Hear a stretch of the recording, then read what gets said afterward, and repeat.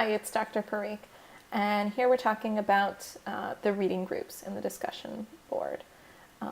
So you'll start off, you'll just kind of get to know your reading group, and I give you a little background information about what you're going to be doing with these people who you're introducing yourself to. You're going to specify what reading group you're in for almost all of your discussion posts. And you'll start with ABC, but the first week you'll come up with some sort of name for your reading group. Reading groups are a way to help you discuss the material, but I know if I just say discuss the material, that feels big and amorphous and it's hard to know what to say because there's so much reading. So instead, and it's hard with the whole class, there's so many posts to read and it's just tough. So with the reading groups, you will have a role every week and the roles will change throughout the class. So you'll get to do each role at least once. Your reading groups, probably for as short as this class is, you'll probably just stay in the same ones. They might change a little bit. But each week I will send you an email or message or something that will tell you what your role is. And so you'll have one of these roles, the summarizer. The summarizer, your job as you're reading is to think about what are the most important points here. And so you're going to give, you can either write it as a paragraph or give bullet points. What was most important? How would you summarize everything from the week? So the readings and the videos.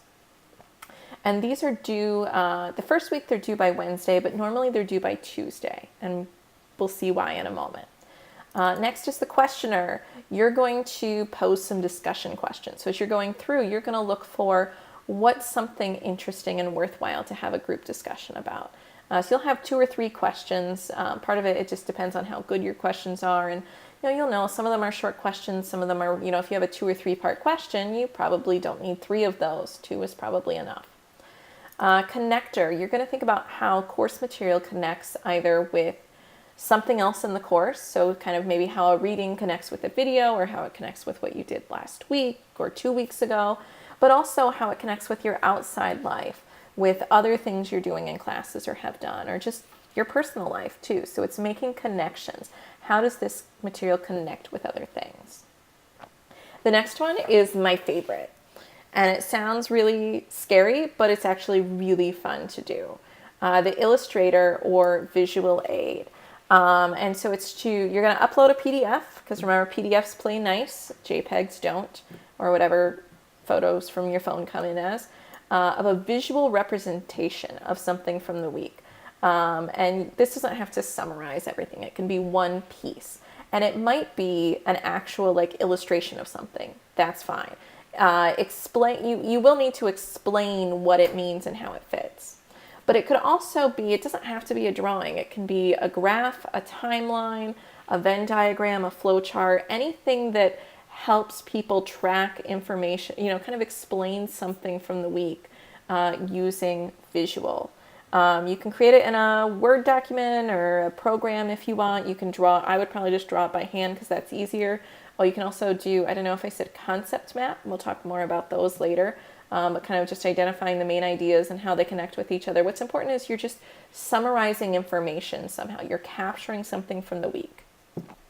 The next one is the vocabulary enricher. You're going to look at what some key terms are. And it might not be like, I don't think people know this word, but it's, what are the, what's the buzzword for this week? What do people need to know this week? If you're using sources, you could just be explaining it based on the reading. That's fine. Make sure we know where you're getting it, though. Don't plagiarize.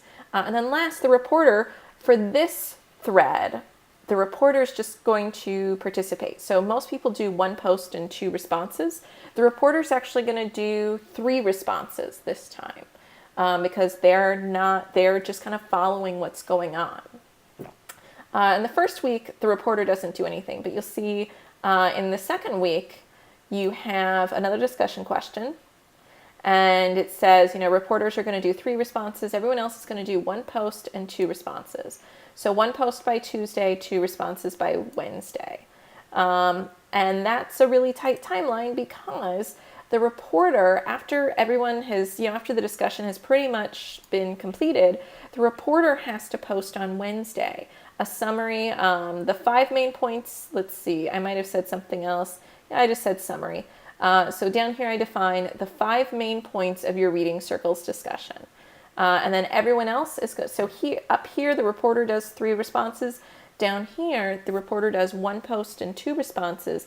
Everybody else does 3 responses. This is the only one that the whole class does. So that is the reading roles in a nutshell. The first week, it might be kind of clunky, but I'll give you some feedback. You can see a website here that gives you a little more information about them. And again, just kind of ride with it the first week. Do your best. I'll give you some feedback. I'll be a little more gentle the first week. And then after that, I think it's pretty self-explanatory. I think it goes pretty clearly. Thanks. See you next time.